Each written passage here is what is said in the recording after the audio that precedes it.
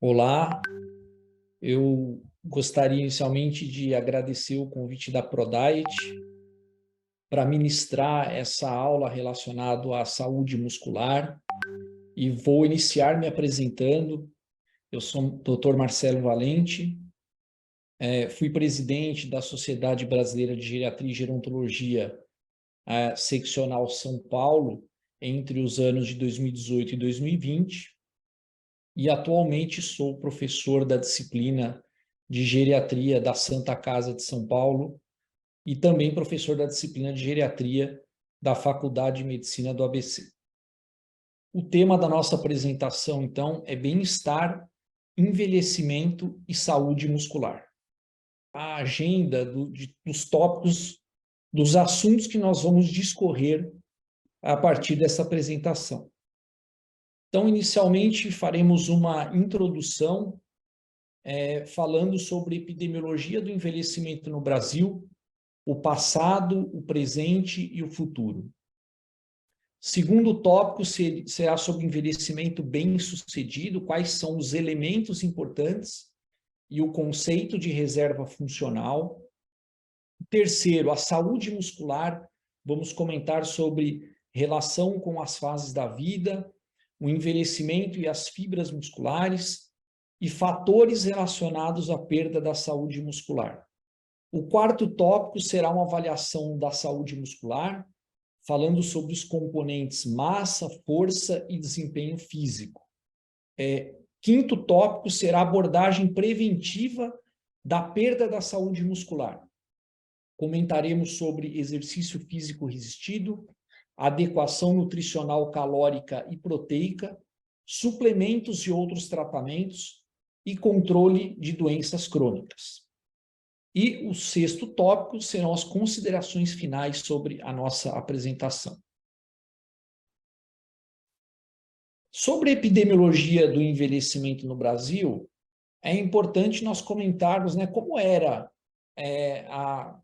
o passado, como está o presente, como será o futuro da população brasileira que vem envelhecendo a cada ano que passa. Então, quando nós olhamos o passado, e aí nós vamos colocar uma data que é 1950, há mais de 70 anos, é interessante notar que a expectativa de vida ao nascer do brasileiro, nessa época, era apenas de 48 anos. Ou seja, uma expectativa de vida muito curta.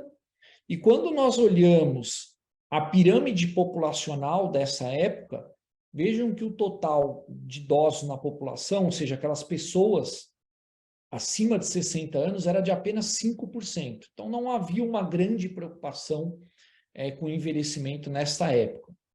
E, então, ser idoso em 1950 era um privilégio para poucos. Poucos atingiam. Então, vocês notem ali no topo da pirâmide, só 2,3% dos homens e 2,7% das mulheres nessa faixa etária acima dos 60 anos.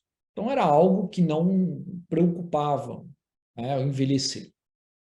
Quando nós olhamos o presente, e aqui no ano de 2023, nós vemos que a expectativa de vida ao nascer, ela cresceu assustadoramente. Então, nós somos de 48 para 76 anos e meio, ou seja, ganhamos quase 30 anos de expectativa de vida em pouco mais de 70 anos. E hoje nós temos um contingente de idosos que é 3 vezes maior do que na década de 50. Então, vejam que atualmente nós temos 15,1%, que já é um número bem considerável, E olhando a pirâmide, nós vemos um formato de pirâmide bem diferente da década de 50, onde eu tenho uma porcentagem de 8,5% de mulheres e 6,6% dos homens acima dos 60 anos. Então, sempre um predomínio também para o lado feminino. E esta década, entre 2020 e 2030, a ONU declarou como a década do envelhecimento saudável. Então, nada melhor do que na década do envelhecimento saudável nós falarmos sobre a saúde muscular, que é um dos pilares do envelhecimento bem-sucedido.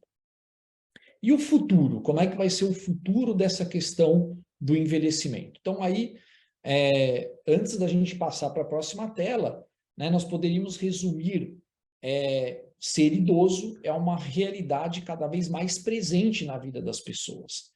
Então, nós teremos cada vez mais e mais idosos.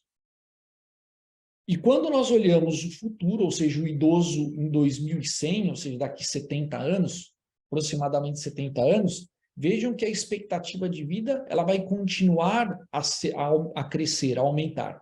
E nós atingiremos cerca de 88,6 anos. Então, por isso que o aspecto preventivo ele deve ser cada vez mais enfatizado quando nós cuidamos da saúde das pessoas. E notem que o total de idosos daqui a 70 anos, a projeção é que a população idosa chegue quase na metade. Ou seja, nós teremos 40,2% de idosos nesta época de 2100, sendo 21,3% de mulheres e 18,9% de homens passando os 60 anos. Então, nós podemos resumir numa frase esse futuro do idoso como ser idoso será um desafio para muitos aí, né? Então, vejam que em 2100 existe uma diminuição da projeção da população geral, mas, no entanto, eu tenho uma porcentagem muito elevada de idosos, atingindo aí mais de 40%. Ou seja, envelhecimento é uma preocupação atual, uma preocupação no futuro, e eu preciso ter como objetivo o quê? Que as pessoas envelheçam bem, né? E quais são os elementos desse envelhecimento bem-sucedido? Então, existem 3 elementos importantes para que a pessoa envelheça bem. O primeiro, ali no topo, tem a ver com um pouco da nossa apresentação, que é manter o funcionamento físico e cognitivo. Quando você mantém o funcionamento físico, você mantém a independência do indivíduo. E quando você tem a manutenção do funcionamento cognitivo, você tem o quê? Um indivíduo com autonomia. Então, o que nós queremos? Que o indivíduo envelheça com independência e autonomia. Autonomia quer dizer poder de decisão. E os outros 2 elementos? O elemento aqui à esquerda, minimizar risco de doenças e incapacidades. Então, é importante que nós orientemos os nossos pacientes naquelas medidas de proteção a fatores de risco que vão levar às doenças, né? Então, exercício físico, boa alimentação, os fatores que podem aumentar a doença, por exemplo, tabagismo, etilismo, e que vão levar esse indivíduo a incapacidades. Então, quanto mais eu minimizo o risco de doença e incapacidade, melhor eu envelheço. E o terceiro elemento seria o quê? Continuar com o engajamento ativo na sociedade, que isso seria o quê? Ter um propósito de vida. Então, é importante que o indivíduo vá envelhecendo e que ele continue sendo útil e que ele continue com propósito, com objetivos e com sonhos. E, para isso, ele precisa estar constantemente engajado nas atividades junto à sociedade. Então, esses 3 tópicos formam, né, o que o indivíduo precisa para ter um envelhecimento bem-sucedido. Envelhecimento bem-sucedido tem relação com reserva funcional. Como a nossa aula se refere à saúde do músculo, eu vou usar como exemplo, na verdade, o sistema osteomuscular. Então, vejam aqui, nesse gráfico, eu tenho uma função do músculo que vai de 0 a 100%. Então, eu tenho uma idade onde eu atinjo o pico da minha função muscular. E o pico da minha função muscular ela ocorre por volta de 25 a 30 anos.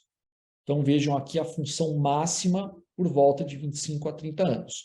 E o que é a reserva funcional do músculo? A reserva funcional é a diferença entre a função máxima e a basal. O que é a função basal? A função basal é o que o seu músculo precisa de fazer de atividade para te manter vivo em repouso. Então, isso é a função basal. Todos os órgãos têm uma função basal, onde eu não estou gastando nenhuma energia, mas eu preciso de ter alguma atividade para manter a minha musculatura. E a função máxima, o que é? A função máxima é quando eu preciso utilizar o máximo da função do meu órgão, aqui no caso representado pelo músculo, ou seja, se eu preciso fugir de uma fera, então se eu encontrar um leão na minha frente, eu vou precisar dar o máximo aí da minha parte muscular para poder fugir, ou seja, eu estou objetivando atingir minha função máxima muscular. Então, essa diferença entre a função máxima e a basal é a reserva funcional que eu tenho do meu músculo. Notem aqui duas curvas, uma curva na cor azul, que é um indivíduo que vai envelhecendo e vai preservando por mais tempo a sua função máxima, e o indivíduo que vai na curva mais laranja, né, alaranjada, que vai envelhecendo com uma perda de função máxima mais acelerada. Então, quando nós chegamos aqui na idade dos 75, 80 anos, nós temos um indivíduo aqui da esquerda, com uma baixa reserva funcional, aqui representado por um indivíduo que tem uma postura já arqueada, com a sua saúde osteomuscular comprometida, com a sua mobilidade comprometida. Vejam aqui que ele deambula com o auxílio de um dispositivo para auxiliar, um andador no caso, ou seja, a reserva, a saúde osteomuscular declinou mais precocemente, né, em comparação a esse indivíduo na direita, que envelheceu com uma reserva funcional maior e por isso ele mantém uma boa postura, né, e consegue, inclusive, fazer passeios com seu cachorro, até segurando o tranco aí do cachorro durante o passeio, sem sofrer nenhuma queda, ou seja, aquele indivíduo que envelheceu com uma boa reserva muscular. Então,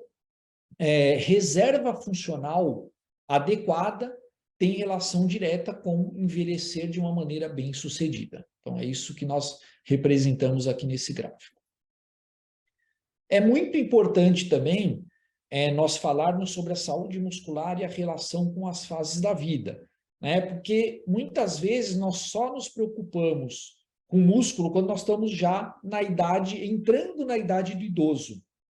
E a preocupação com a saúde muscular, ela vem desde o desenvolvimento intrauterino da criança, ou seja, a condição com que a mãe, né, os hábitos maternos, então a alimentação materna, se essa mãe fumava, bebia, então o desenvolvimento intrauterino é muito importante, porque nós temos diversos trabalhos mostrando que, por exemplo, a criança que nasce com baixo peso ao nascer é uma criança que, quando envelhecer, terá menos força muscular.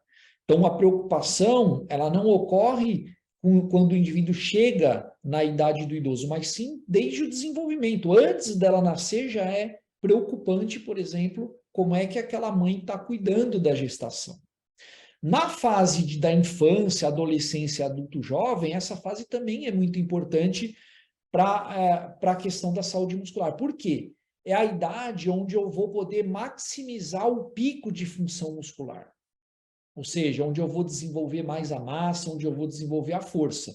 Então, se eu for, por exemplo, uma criança que se alimenta mal, né, se ingere pouca proteína, não faz atividade física, e essa criança ela for desenvolvendo e vira um adulto, um jovem sedentário, provavelmente ela não vai maximizar o seu pico de massa e força muscular, e ela cairá, por exemplo, nessa curva vermelha. Ou seja, esse indivíduo foi um indivíduo que não conseguiu atingir o máximo do seu pico de função, enquanto o indivíduo na curva amarela foi um indivíduo que atingiu um pico maior de função, de força muscular. E, portanto, quando ele se torna um adulto meia-idade, ou seja, aquele indivíduo que vai, depois dos 30, 40 anos, envelhecendo, ele já sai de um patamar mais elevado, né? Então, ou seja, quando eu sou jovem, eu tenho uma função de maximizar o pico de função muscular. E quando eu sou adulto, né, adulto meia-idade, eu tenho que manter esse pico. A minha função é manter aquele pico que eu atingi quando jovem.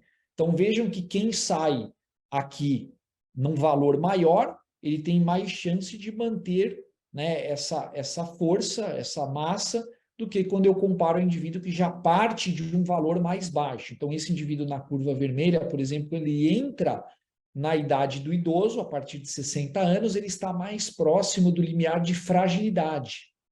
Ou seja, que é um indivíduo, seria o meio do caminho aí para esse indivíduo se tornar incapacitado.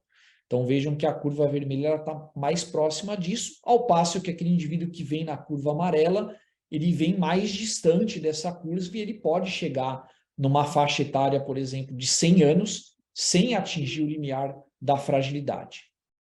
É importante dizer que quando o indivíduo vai envelhecendo, existe uma perda maior na força muscular comparado à massa muscular. Então, enquanto eu tenho uma queda de 1 a 2% ao ano, após os 60, na massa muscular dos membros inferiores, a perda de força ocorre numa porcentagem muito maior, de 2,5% a 3% por ano nessa força dos membros inferiores.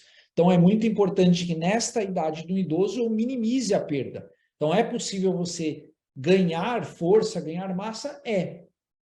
Mas quando eu atinjo um limiar muito baixo, é muito difícil que eu consiga recuperar nessa faixa etária. Por isso que eu tenho, ao entrar nessa fase do idoso, eu tenho que minimizar o máximo possível essa perda de massa e força muscular.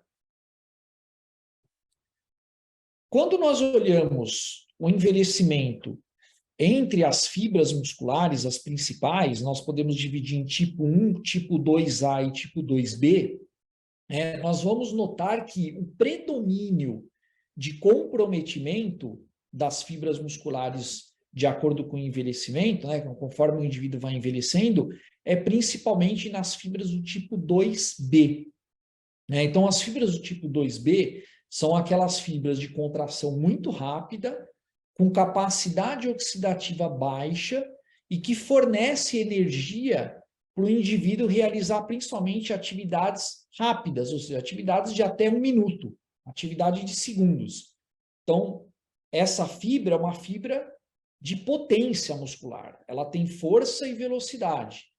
E quando nós olhamos o indivíduo envelhecendo, nós vemos que o principal impacto das fibras musculares é na tipo 2B, onde eu tenho um número expressivo de redução das fibras musculares e também do tamanho dessas fibras. Então, ou seja, o que é fornecer energia para atividades de até 1 minuto? Atividades simples, por exemplo, do dia a dia. Então, exemplo, quando eu vou levantar da cadeira.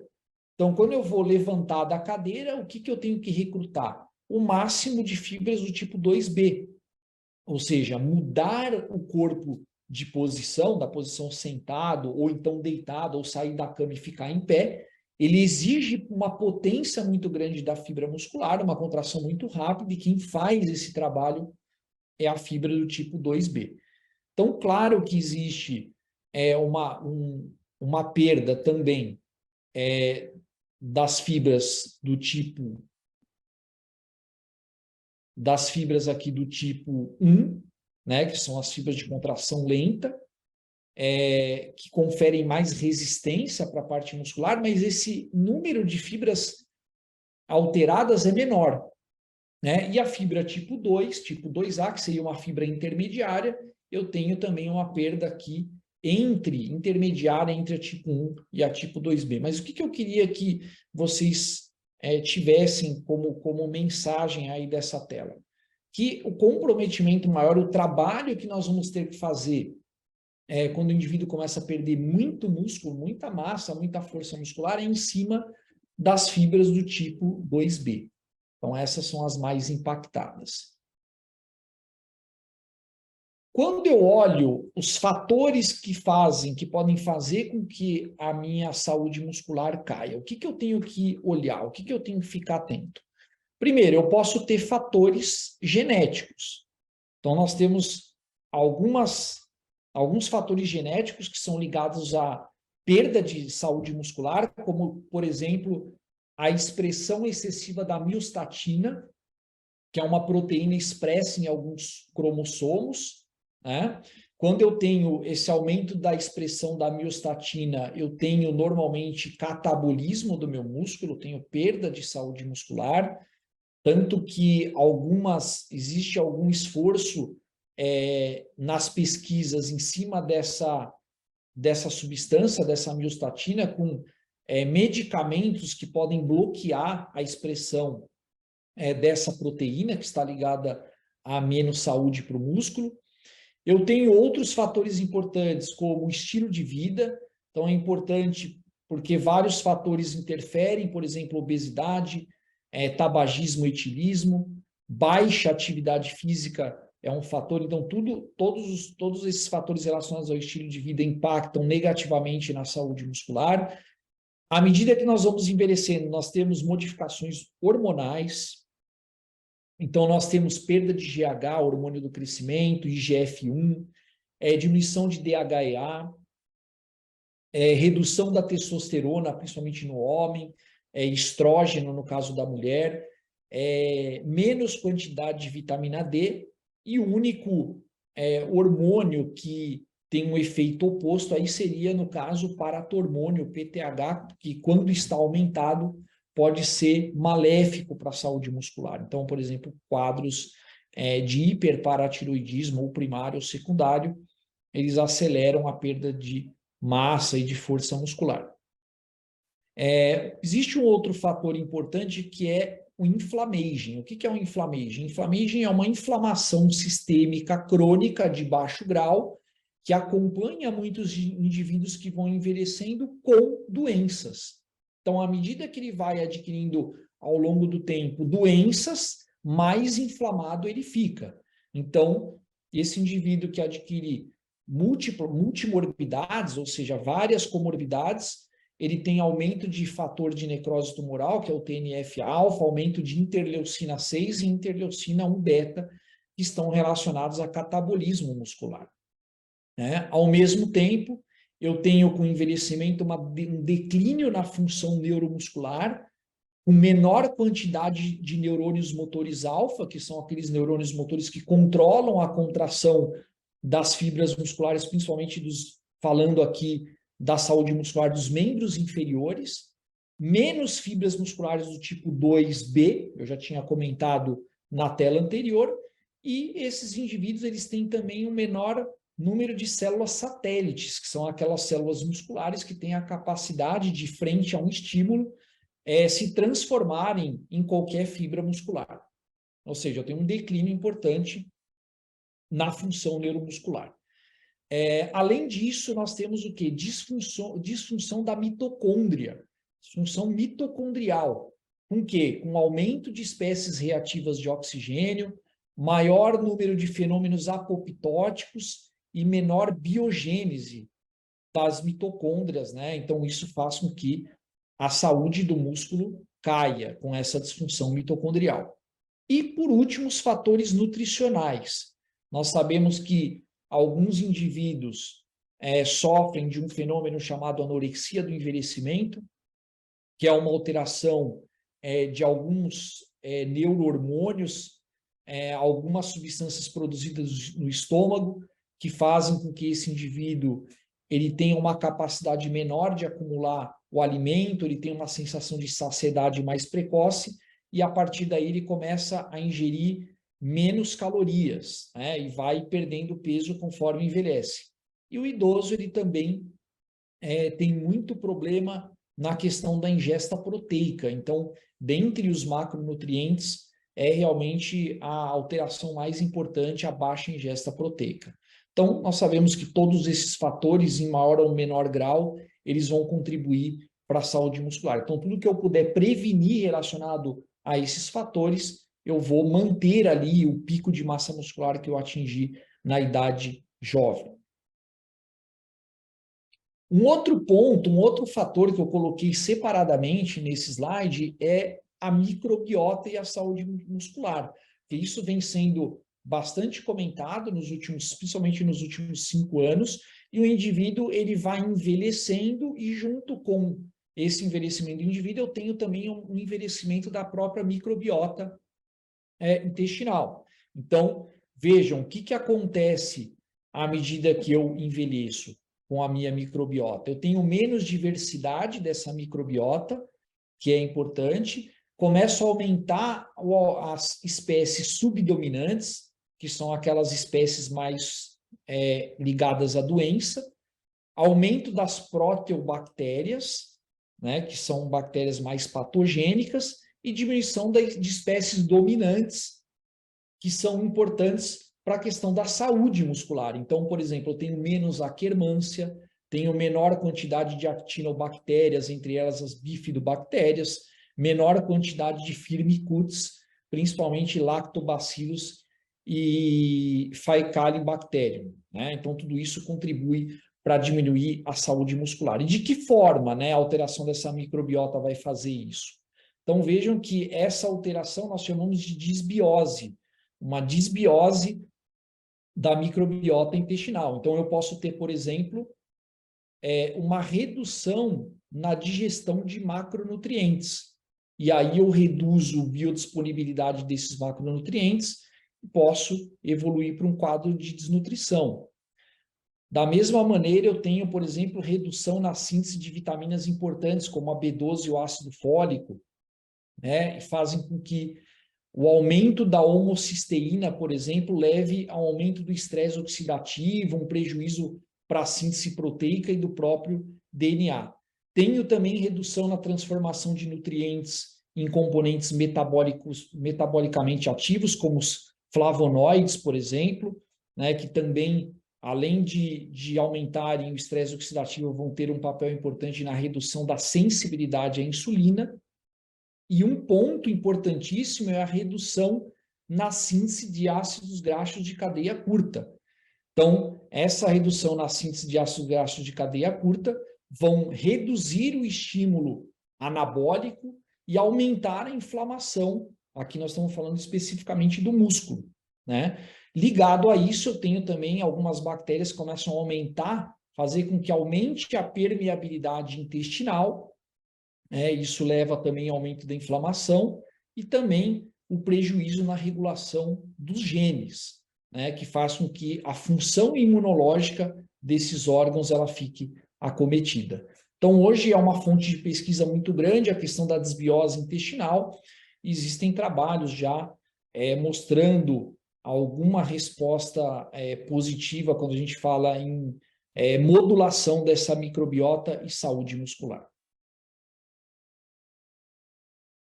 Ok, então, como é que nós avaliamos, então, a saúde muscular? É uma avaliação muito pouco realizada hoje na prática daquele indivíduo que não tem queixa, né? Então, todo mundo costuma avaliar músculo quando o indivíduo já tem uma queixa específica, ele está com fraqueza, ou ele está com dificuldade de fazer atividades simples do dia a dia, ou é um indivíduo que está caindo muito, mas se avalia muito pouco preventivamente a saúde muscular. E quando eu falo em saúde muscular, eu tenho 3 componentes importantes. Um é a massa muscular, é o primeiro elemento. O segundo elemento seria a avaliação da força muscular. E o terceiro seria a avaliação do desempenho físico. Então, o que eu vou mostrar daqui para frente é focado nessa avaliação. O que nós podemos fazer para avaliar todos esses componentes do músculo? Vamos começar pela massa muscular, né? Hoje nós temos várias modalidades de avaliação da massa muscular. Esse quadro, ele sintetiza as modalidades mais conhecidas na prática, o que se faz, claro que é muito diferente quando nós olhamos os diferentes, se eu vou fazer uma análise para pesquisa, se eu estou avaliando meu paciente no ambulatório, um paciente de consultório, ou se é um paciente hospitalizado. Então, claro que eu tenho mais evidências de um método para o outro, né? Então, vejam que para pesquisa, por exemplo, o padrão ouro, né, seria a avaliação da massa muscular por tomografia ou por densitometria de corpo total. Mas quando eu olho no paciente ambulatorial, esses métodos já não seriam, né, os métodos que têm um nível de evidência tão alto, né? Quando eu olho o paciente hospitalizado, por exemplo, eu tenho bastante evidência da DEXA como método mais acurado. Então, eu tenho na parte A os cenários, e aqui no bloco B, que está à direita, né, com relação à performance diagnóstica, vejam que eu tenho aqui a DEXA e a própria antropometria, porque são fáceis de realizar, né? Mas quando eu olho o segmento, por exemplo, eu tenho vários métodos que eu posso fazer o sequenciamento desse tratamento, dessa abordagem, e eu também tenho que olhar, quando eu falo em avaliação muscular, o custo. E, logicamente, quando eu olho todos os métodos, eu vejo que o custo mais acessível seria a medida antropométrica. Então, por isso que, na prática, se utiliza muito medidas antropométricas, e hoje, no paciente que eu quero fazer um exame de imagem, nós utilizamos mais a DEXA e a própria bioimpedância, né? Se bem que o ultrassom, como método de avaliação, ele vem crescendo também como oportunidade para se utilizar, por exemplo, em pacientes, principalmente em segmento, né, de resposta de alguns pacientes, mas eu tenho alguns padrões muito variáveis de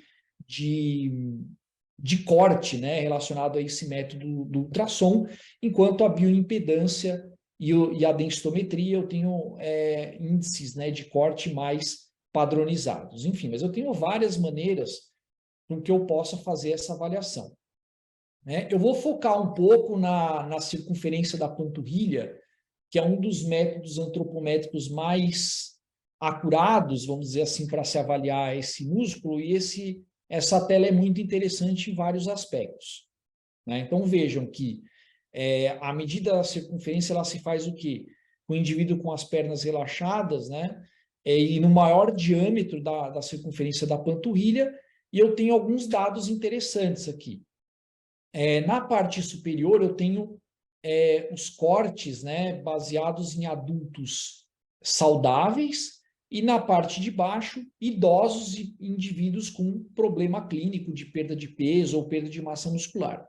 Mas, em geral, esses dados foram feitos em comparação, o corte com a população americana, né, a nota de corte. Então, vejam que o corte no homem seria menor que 34 centímetros. E quando eu tenho menos de 34 centímetros, eu já teria uma estimativa de baixa massa muscular no homem.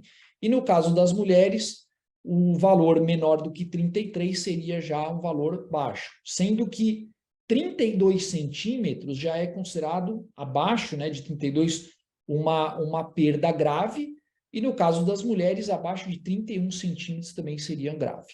Claro que quando eu pego o adulto saudável, eu tenho que muitas vezes fazer correção, principalmente quando eu tenho um indivíduo muito magro. Então, eu posso ter um indivíduo muito magro que a panturrilha ela é fina, né? Já é isso constitucional. Então, vejam que naqueles indivíduos saudáveis, adultos saudáveis, eu tenho uma correção nesse corte. Então, quando eu pego um indivíduo muito magro, abaixo de 18,5 kg por metro quadrado, eu tenho que adicionar, por exemplo, 4 centímetros, né, nessa circunferência de panturrilha. E o contrário também é verdadeiro. Então, se eu pego um indivíduo muito obeso, claro que eu tenho um tecido adiposo mais avantajado, então isso vai dar um valor superestimado. Então, se eu pego um indivíduo, por exemplo, com obesidade mórbida, um índice de massa corpórea acima de 40 quilos por metro quadrado, eu tenho que tirar 12 centímetros, né, daquela medida que eu fizer. Se eu tenho uma obesidade que vai do grau 1, principalmente obesidade grau 1 e grau 2, eu tenho que tirar 7 centímetros. E aí eu vou fazendo essas correções de acordo com o IMC, né? Quando eu olho aqui a população idosa, vejam que no caso do baixo peso eu não faço correção. Então, a única diferença com relação aos adultos jovens, saudáveis, é que no baixo peso eu não corrijo essa circunferência. Um outro problema, quando eu vou utilizar a circunferência da panturrilha para avaliação, e que é comum também na prática clínica, é o que? A presença de edema de membros inferiores. Então, claro que nós temos alguma literatura fazendo correção, utilizando fatores de correção para esse edema, e aí eu utilizei aqui nesse quadro, uma referência de 2019, onde a média de correção para o edema, no caso do homem, quando tem um edema de membro inferior, é descontar 2 centímetros dessa circunferência. E no caso das mulheres, o valor de menos 1,6 centímetros na medida da circunferência. Então, eu tenho algumas coisas que podem atrapalhar, como o indivíduo que está, principalmente jovem, muito baixo peso, né? Aquele que constitucionalmente já é muito magro, ou aquele que é mais obeso, e também o indivíduo que tem edema de membros inferiores, que eu posso aplicar esses fatores de correção na minha análise. O outro método que nós utilizamos muito, que eu trouxe para mostrar para vocês, é a bioimpedância ou a densitometria de corpo total. Então, aqui eu trouxe um exemplo de uma DEXA, né, uma densitometria de corpo total, para que eu possa mostrar para vocês quais são os índices que nós temos que aplicar para analisar se aquele indivíduo tem baixa ou não, baixa massa muscular ou não. Então, vejam que eu vou olhar ali, né, nos braços e pernas do indivíduo, está aqui na cor vermelha, né, o traço na cor vermelha, e vou olhar a massa magra desses indivíduos, tá? E a partir dessa massa magra, eu vou ter o cálculo de alguns índices. Então, por exemplo, quando eu somo o músculo dos membros superiores com membros inferiores, eu tenho a massa muscular esquelética apendicular. Então, é essa sigla MMEA, massa muscular esquelética apendicular, ou seja, a somatória da musculatura dos membros superiores e dos membros inferiores, que vai dar uma massa em quilos, cujo corte para baixa massa muscular é abaixo de 20 quilos no homem e abaixo de 15 quilos no caso das mulheres. Outros índices que eu posso utilizar. Eu posso utilizar um índice de massa esquelética apendicular, que é dividido pela altura ao quadrado. Então, eu vou pegar aquele índice que eu calculei em cima e dividir pela altura ao quadrado, aqui nesse segundo ponto. E aí os cortes seriam menos de 7 kg por metro quadrado no caso do homem e abaixo de 5,5 kg por metro quadrado no caso da mulher, configurando também uma outra medida de baixa massa muscular. E uma terceira possibilidade é dividir ainda essa massa muscular esquelética apendicular pelo IMC, fazer um índice pelo IMC. E o corte aqui seria abaixo de 0,789 no caso dos homens e abaixo de 0,512 no caso das mulheres. Então, nesse exemplo dessa paciente na imagem, que tem uma altura de 1,60 com IMC de 24,4, calculando o MMEA dela, a somatória da massa muscular dos membros inferiores, dá 12,326 quilos. Então, portanto, está bem distante dos 15 quilos que ela deveria ter, pelo menos, né, no mínimo. O índice, a massa muscular esquelética apendicular dividido pela altura ao quadrado dá 4,81 quilos por metro quadrado, também preenchendo o critério de baixa massa muscular. E, por último, eu tenho uma relação de 0,505, que também, né, dividido esse índice pelo IMC, também dá um índice positivo para baixa massa muscular. Então, essa é uma das formas mais utilizadas na prática clínica, né, do dia a dia, para se avaliar de maneira mais acurada a massa muscular do indivíduo. Vamos passar para a força muscular, né? Como é que a forma mais comum de avaliação da força muscular? Vocês estão vendo aí um equipamento que é conhecido de alguns de vocês, outros talvez não conheçam, que é o dinamômetro. Esse é um Jammer, dinamômetro de Jammer, né? Onde eu vou avaliar a força de preensão palmar desse indivíduo. E nós sabemos que os últimos guidelines relacionados à doença sarcopenia, eles dão bastante ênfase para essa questão da força muscular, e quando nós olhamos o corte da força para que ela seja baixa, nós vamos ver que pelo último consenso europeu, eu tenho corte abaixo de 27 quilos para o caso dos homens e abaixo de 16 quilos para o caso das mulheres. Então, quando eu olho o europeu, eu tenho esses índices. Se eu olhar outros guidelines, nós vamos ver que não é muito diferente disso. Então, por exemplo, o americano, que é o FNIH, e o AWGS, que é o consenso asiático, eles utilizam a mesma força, mesmo corte de força para as mulheres, e utilizam um corte de força para homens 1 quilo abaixo, que seria menor do que 26 quilos. Então, eu vou testar a força dando o dinamômetro no braço dominante, a mão dominante, E aí o indivíduo ele vai fazer 3 tentativas de apertar com a maior força possível. Claro que vai existir um descanso entre essas 3 tentativas. E aí a força que eu vou considerar é a maior que ele obtiver. Então, a maior força que ele conseguir atingir entre essas 3 é a que vai ser registrada como a força muscular daquele indivíduo. E a terceira etapa, que seria a avaliação do desempenho físico desse indivíduo.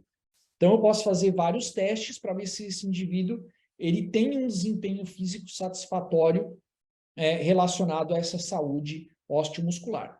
Um dos mais utilizados é o teste do sentar e levantar da cadeira em 5 movimentos. Vocês estão vendo aí na foto, na figura, a paciente sentada com o braço cruzado, né, sobre o tórax e ela vai fazer 5 movimentos de levantar e sentar na cadeira e você vai cronometrar o tempo que o paciente vai levar para fazer esses 5 movimentos. Sendo que aquele indivíduo que está fazendo num tempo superior a 15 segundos, esses 5 movimentos, ele é um indivíduo que está com baixo desempenho físico. Então, isso é uma das maneiras de avaliar.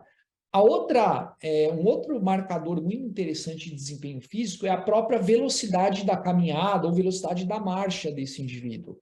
Então, vejam que quando eu vou avaliar a velocidade de caminhada, eu tenho que ter um espaço, lógico, então, às vezes, no consultório pode ser mais difícil eu avaliar desempenho físico por marcha, calculando a velocidade da caminhada, porque eu preciso ter pelo menos 4 metros, aqui vocês estão vendo aqui os 4 metros, que eu preciso ver e calcular a velocidade com que esse indivíduo vai percorrer esse trajeto de 4 metros. Então, como é que nós fazemos essa avaliação? Nós vamos pedir para o indivíduo fazer uma caminhada habitual, na velocidade habitual. Então, não é caminhar correndo, né, para que ele faça no menor tempo. É como é que você caminha na rua. Então, é medido através da caminhada habitual.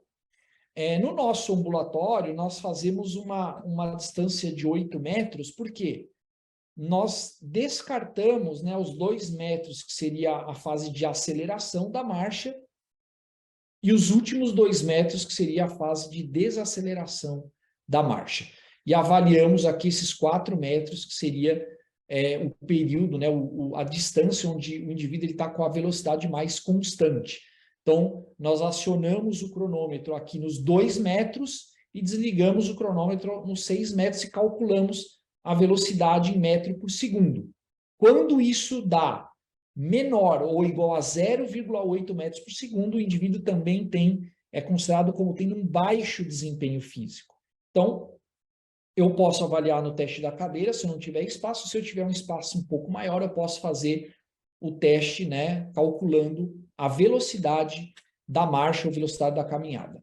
Essa velocidade da caminhada é tão importante, né, que eu posso prospectar a vida do meu paciente, a expectativa de vida do meu paciente a partir da velocidade com que ele caminha.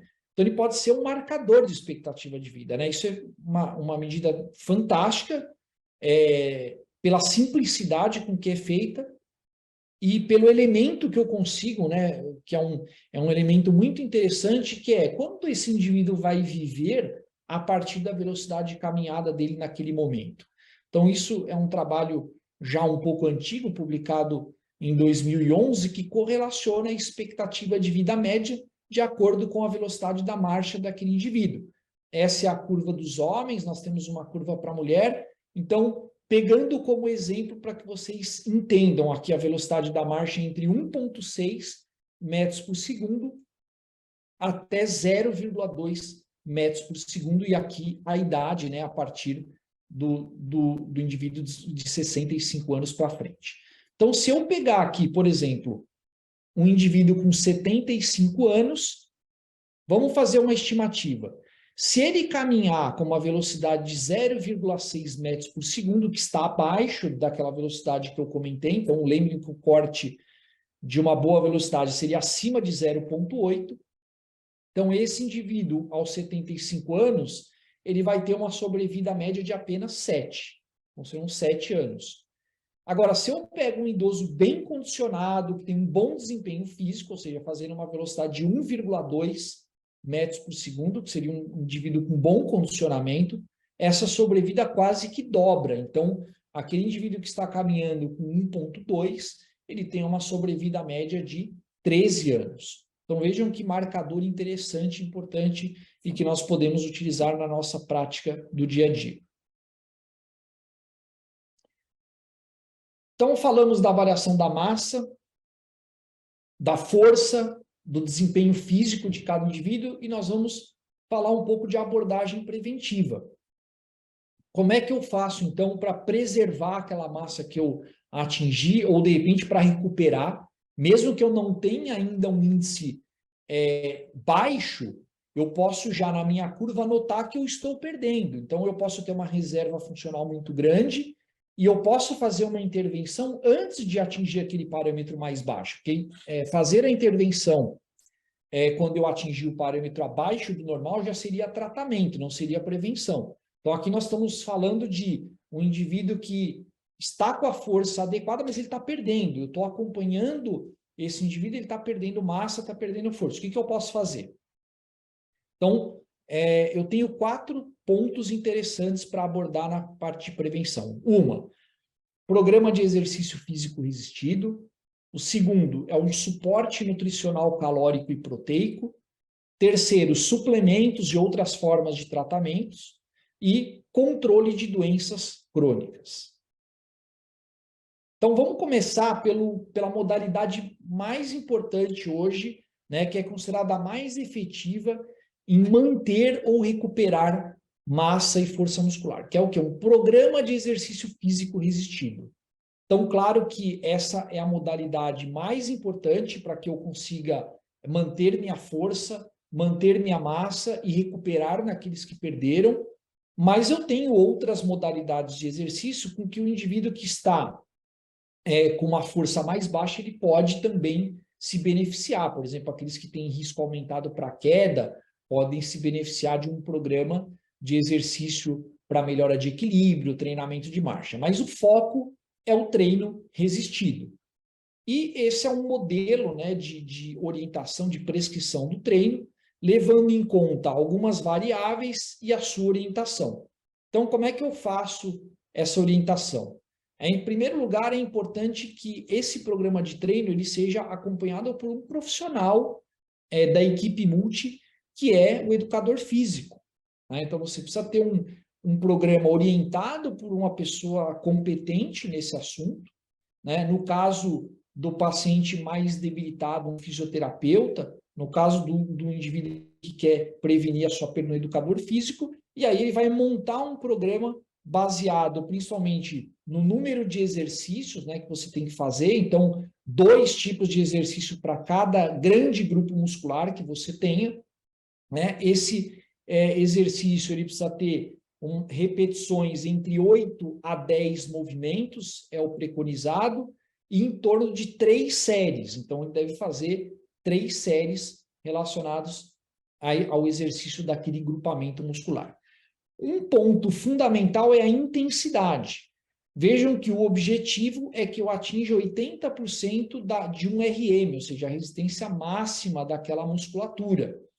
Mas, eventualmente, pacientes mais idosos que têm baixa tolerância, você pode montar um treino com cerca de metade do RM e ajustar, aumentando principalmente as séries e as repetições de movimento para que você atinja uma resposta satisfatória. Então, claro que o objetivo é atingir 80%, mas alguns pacientes, principalmente aqueles que precisam de recuperar uma quantidade muito grande, você pode fazer o treino com uma porcentagem menor do RM e aumentar um pouco as séries e as repetições. Um ponto fundamental no programa de treino resistido é o quê? A progressão de carga. Então, isso é muito frequente, né? O paciente ele vem até a avaliação e aí você questiona o paciente se tem em algum dia ele faz o exercício físico e ele fala, não, eu faço, eu pego o meu peso, o meu halteres de 1 ou 2 quilos e faz muito tempo, faz 6 meses que eu faço já o exercício. É importante que ele progrida a carga.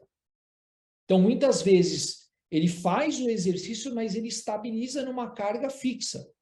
E aí ele não aumenta a força, não aumenta, passa a não aumentar a massa. Então, é importante que, para que ele atinja o resultado esperado, haja uma progressão dessa carga a cada 2 semanas.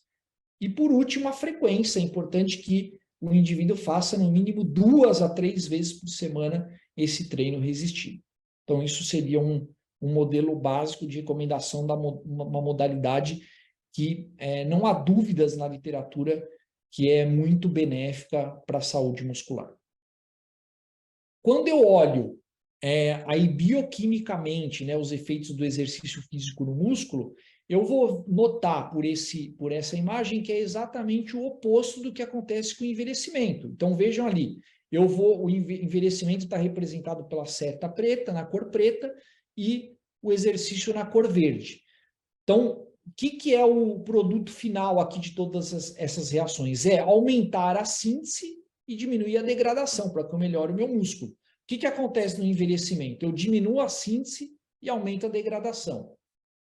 E por que no exercício eu tenho um efeito contrário, né? Porque eu tenho ativação de várias vias aqui benéficas. Então, por exemplo, lembra do que a gente falou das modificações hormonais? Eu tenho perda de GH, diminuição de GF1, de testo. Todos esses hormônios, quando eu faço exercício físico, eles aumentam.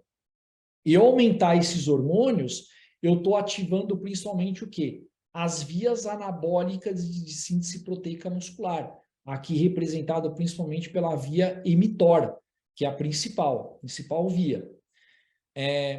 Lembra que quando eu comentei dos fatores da inflammation, né? Aumento de citocinas inflamatórias, aumento da expressão da miostatina, né? Que acontece, por exemplo, com o envelhecimento, o exercício tem um efeito contrário.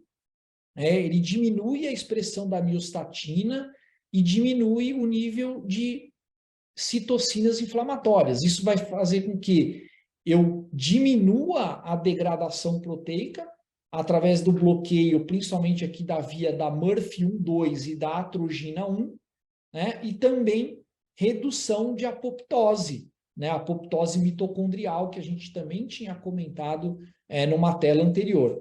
Da mesma forma, quando eu faço exercício, eu aumento o quê? A biogênese mitocondrial. E a mitogênese mitocondrial, ela está associada à maior síntese proteica. Ou seja, eu tenho vários benefícios do exercício. Vocês estão vendo exatamente que o efeito é o oposto do que vai acontecendo à medida que eu vou envelhecendo.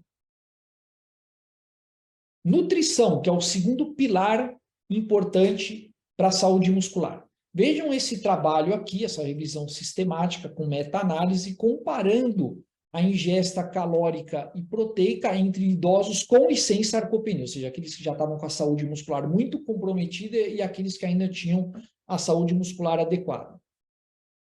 Quando nós olhamos a análise desses 23 estudos, relacionando calorias e os macronutrientes, proteína, carboidrato e gordura, nós vamos ver que todos os parâmetros, o idoso sarcopênico ele ingere menos caloria, menos proteína, menos carboidrato e menos gordura.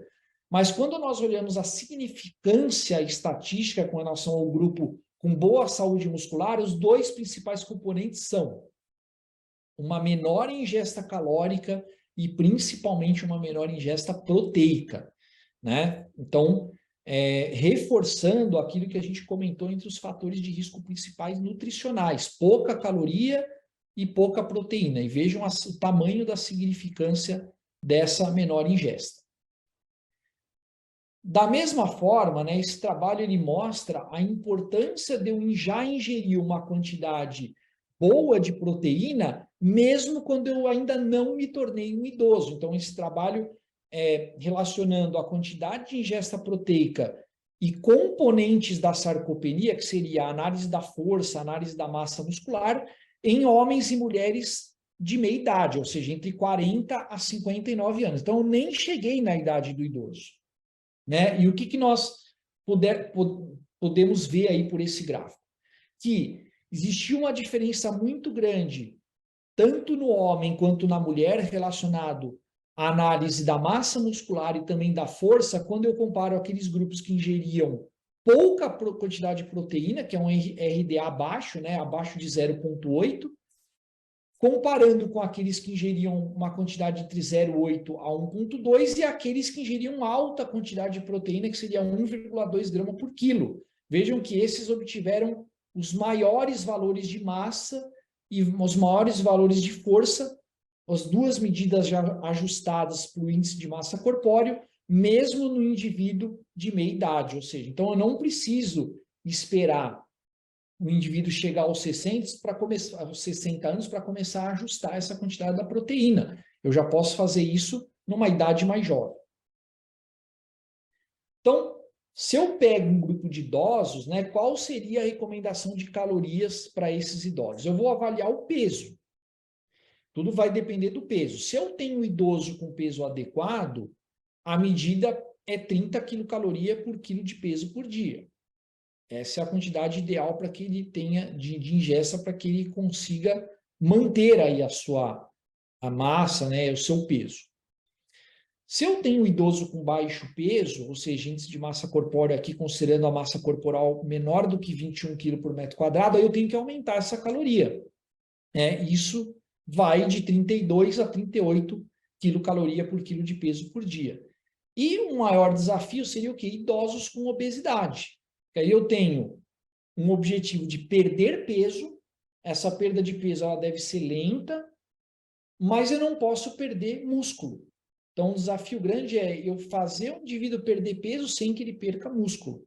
Para isso, eu tenho que ter uma perda lenta, em torno de 0,5 quilos por semana, com o objetivo de atingir aí 8 a 10% de perda do peso corporal total, num período em torno de 6 meses. Então, essa perda ela deve ser bem gradual para que eu consiga ter sucesso, né, na redução, por exemplo, dos pacientes que têm obesidade e uma perda, né, dessa saúde muscular.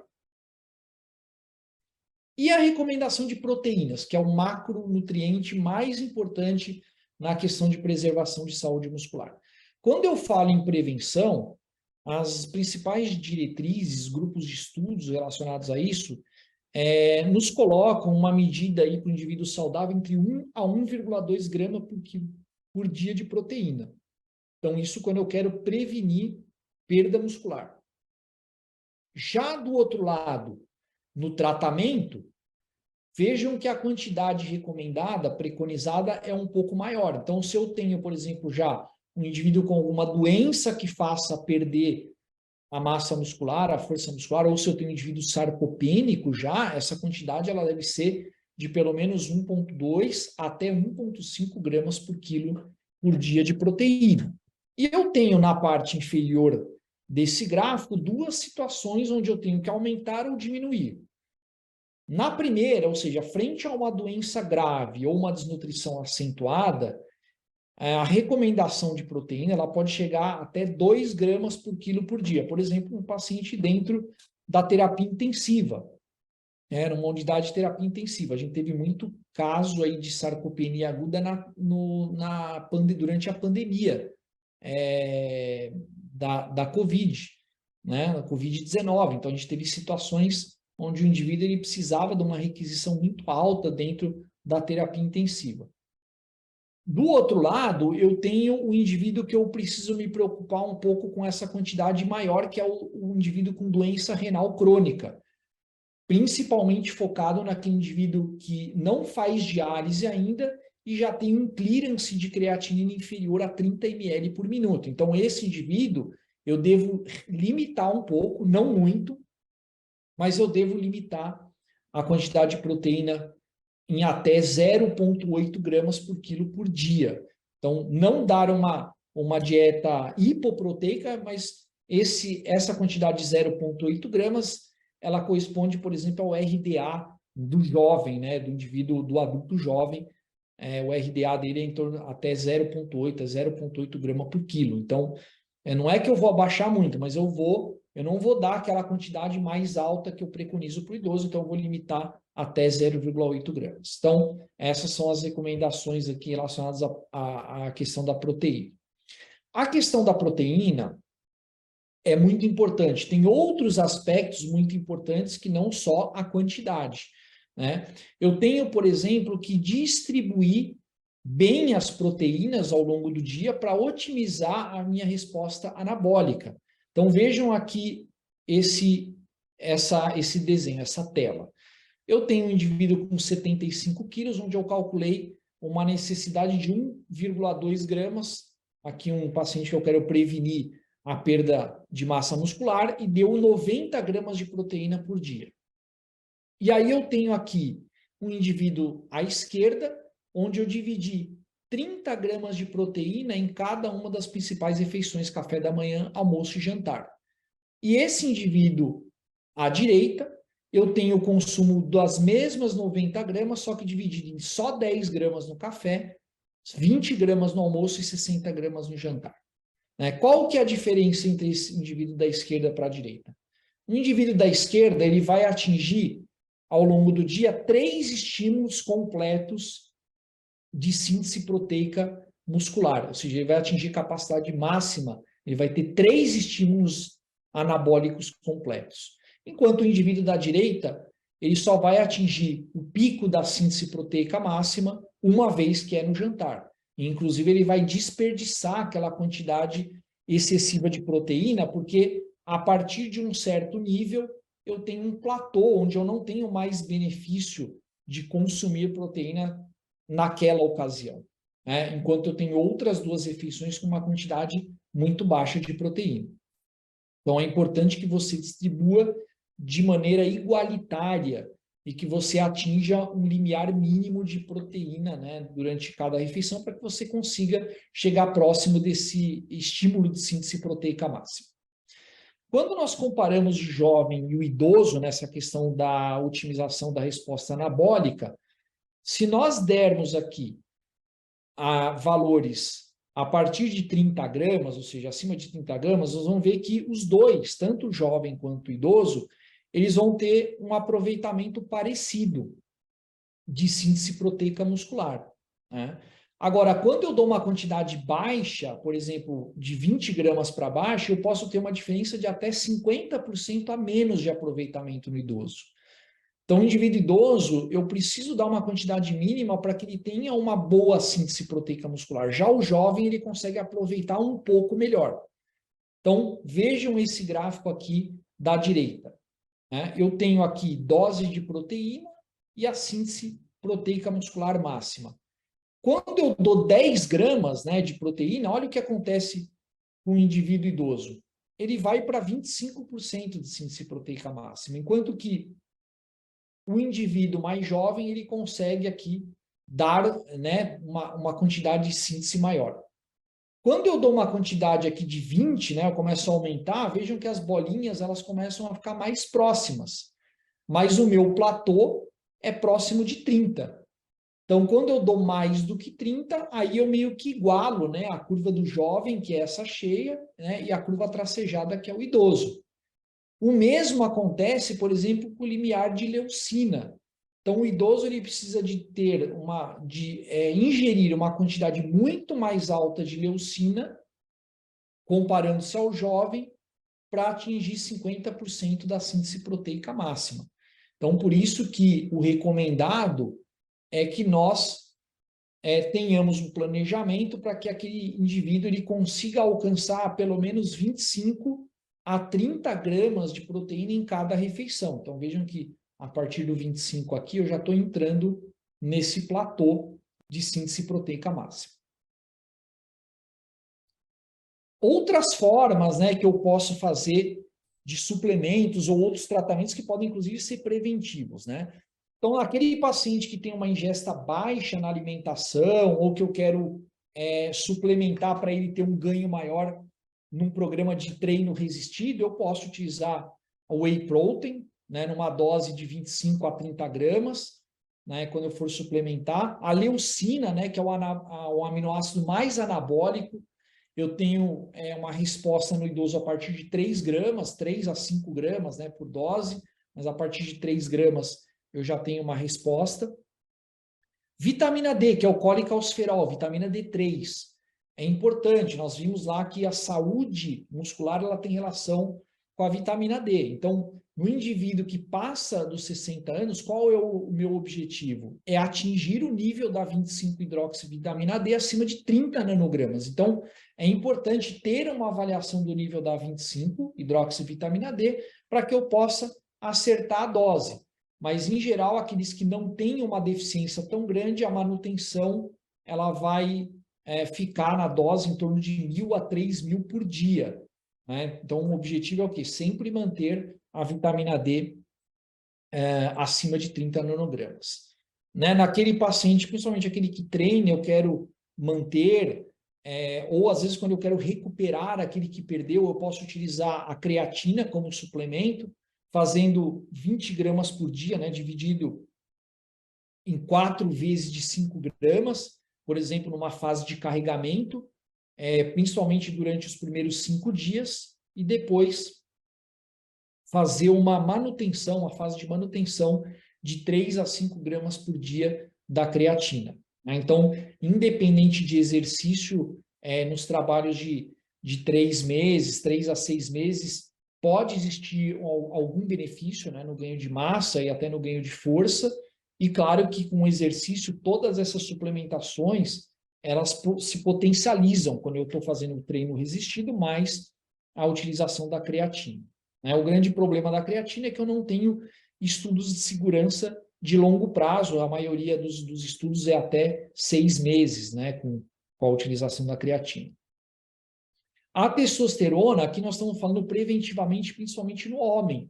Então, aquele indivíduo que tem hipogonadismo, é bom que se diga, aqui nós não estamos falando de estética, né, naquele que quer ganhar músculo por estética, mas nós estamos falando daquele indivíduo que tem uma quantidade muito baixa de testosterona, e se o hipogonadismo não for tratado, provavelmente ele vai perdendo massa muscular, força muscular. Então, você tem que avaliar essa reposição, no caso do indivíduo hipogonádico, ou numa forma injetável, ou numa forma de gel, que é a preferida, né, principalmente naqueles indivíduos mais idosos. Tá?